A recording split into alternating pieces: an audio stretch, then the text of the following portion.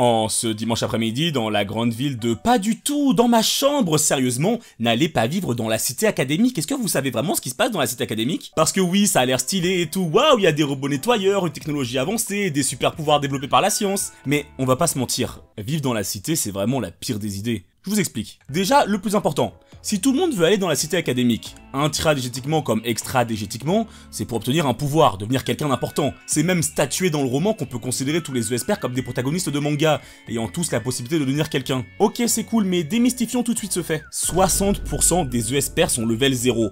60%, ça équivaut à 1 80 000 personnes dans la cité académique. Alors, level 0 ne veut pas dire que vous n'avez pas de pouvoir. Certes, c'est le fait de pas réussir à le contrôler ou qu'il soit trop infime pour être réellement testé. Mais même n'imaginez pas avoir un grand pouvoir ni être quelqu'un de particulier. Déjà, dès votre arrivée, on estime grâce à un truc top secret nommé la parameter list, vous êtes capable d'avoir un haut niveau. Si c'est le cas, cool pour vous, on va vous donner des cours et des drogues faites spécialement pour atteindre votre plein potentiel. Un truc qui vous boostera, qui vous mettra au meilleur de vous. Mais si on estime que ça ne vaut pas le coup, bah n'espérez même pas avoir un bon niveau. Rien ne sera fait pour que ça arrive. Votre développement sera volontairement bridé pour allouer plus de fonds au haut potentiel. Et là, pas grave, tu te dis. Après tout, tu es dans le paradis de la science, y'a pas de raison que tu ne passes pas une vie tranquille dedans. Alors, pour rappel, la cité académique c'est l'ennemi numéro 1 de l'église, une cité-état qui a plusieurs nations contre elle, un allié diplomatique que je n'oserais même pas regarder dans les yeux. Tu es régulièrement impliqué dans des affaires étranges, avec des gens utilisant des pouvoirs inexplicables par la science, n'hésitant pas à user de pratiques terroristes à leur fin, quand ce n'est pas le pape lui-même qui déclare comme ennemi numéro 1 un gars de la cité académique faisant d'autant plus de grabuge. Et ce n'est pas tout, car visiblement, même les dieux eux-mêmes sont de la partie, quand ces derniers viennent dans l'autre monde pour foutre la merde, détruire la cité académique juste pour argumenter. Des entités capables d'effacer le monde en claquant des doigts et qui se servent de ta ville tranquille comme centre de négociation. Mais encore, quand ce n'est pas les ennemis à l'extérieur de la cité qui veulent la mort de toi ou de ton pays,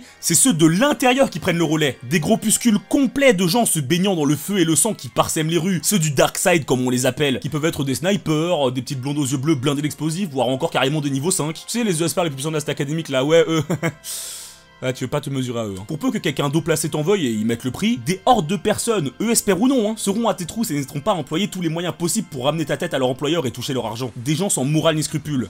Même si tu décides de rester droit dans tes baskets et de t'assurer de n'avoir aucun ennemi, t'es pas safe pour autant. Parmi la masse de niveau 0, il y a les skill out, des groupes de délinquants qui n'hésitent pas à agresser sans vergogne les ESPR qu'ils croisent, agissant comme des hyènes en bande organisée qui, à moins que tu aies le pouvoir de te battre contre une dizaine de personnes en même temps, t'assureront une défaite écrasante. Mais ce n'est pas tout, même hors des délinquants et du dark side, la mort te guette. Il est clair que les gens sont parfois un peu dérangés dans leur tête. Si tu as le malheur de te trouver au mauvais endroit au mauvais moment, bon bah tant pis pour toi. Un gars qui en a marre de se faire harceler et veut se venger sur la police et pouf tu finis en poulet rôti car il peut faire exploser la matière en manipulant les gravitons. Oh bah pas de chance. Et pour en revenir au niveau 5, ils sont quand même connus pour être un peu tous tarés. T'es tranquillement chez toi en train de glander quand pouf, toute l'électricité du quartier saute car une connasse a réagi qu'on l'appelle tsundere. Et même malgré tout ça, la fourberie est toujours partout. Que ce soit une fameuse musique permettant de faire monter ton niveau et hop, tu finis dans le coma. Tu te balades tranquillement dans un parc et bim, tremblement de terre qui fait léviter des objets causant des dizaines de blessés graves. Et tu crois que c'est tout? Bien sûr que non. Attends, c'est la cité académique. Les scientifiques aussi ils s'en foutent de toi, tu n'es qu'un sujet de test pour eux. Et faut dire que tu l'as quand même cherché, car tu le savais. Parce que si ce n'est pas qu'on vienne te chercher pour utiliser ton pouvoir de Greywood Force, tu pourrais finir disséqué car un chercheur voulait savoir où se localiser le pouvoir chez un ESPR. Et puis, tu n'as pas ton mot à dire, à qui tu vas te plaindre? La police? Tu veux dire les professeurs qui ne sont pas payés pour être policiers et font ça juste pour les bonus obtenus et maintenir un semblant d'ordre? Car, pour rappel, les membres d'Antiskill ne sont pas payés. Et ne t'avise même pas de penser que la direction va t'aider. La cité académique, c'est une cité-état dictatoriale dirigée par le tout-puissant Lister qui a le droit de vie et de mort sur tout le monde. Même les membres du conseil d'administration sont remplaçables à ses yeux. Et il sait exactement tout ce qui se passe grâce à l'Underline. Et là tu vas me dire, mais oh bah c'est quoi l'Underline? Le bâtard il a fait un réseau de nanomachines dans l'air fournissant des informations de partout dans la cité. Trop petit pour être détecté.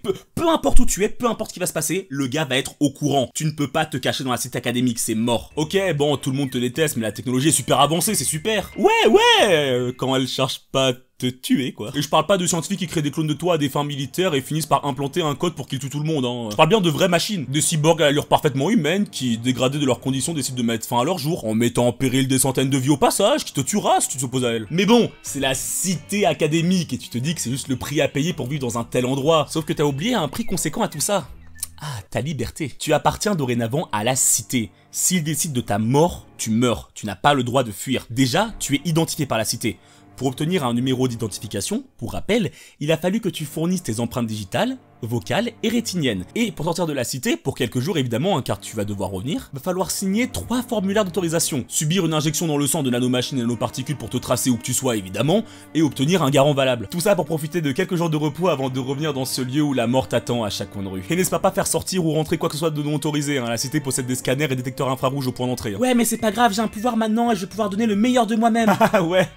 Jusqu'à ce que tu comprennes que c'est la jungle, mon gars, c'est la jungle. Chez les ESPR, c'est la loi du plus fort. Le plus fort gagne, le plus faible perd, c'est tout. Et là, tu vas te dire que je généralise un peu. Tu savais que la cité académique avait autorisé les pouvoirs dans les sports? Ah, t'auras beau te donner au maximum, faire les meilleurs entraînements, être la personne la plus motivée du monde, si quelqu'un a un pouvoir beaucoup plus efficace que le tien dans un sport, et bah, tant pis pour toi. Mais bon, c'est ta faute aussi. Tu t'entraînes pas assez. Et si, même après ça, tu veux toujours entrer dans la cité académique et devenir un ESPR, ne viens pas te plaindre si un jour on te fait évacuer de force et rentrer chez toi sans te dire le pourquoi du comment et sans savoir si tu veux y retourner. Et peut-être qu'à ce moment-là, en fait, tu ne voudras pas y retourner. Car bon, le jour où la cité académique se fera effacer de la surface de la planète Terre, là tu comprendras dans quel camp tu es. Alors, toujours envie de rejoindre la cité ?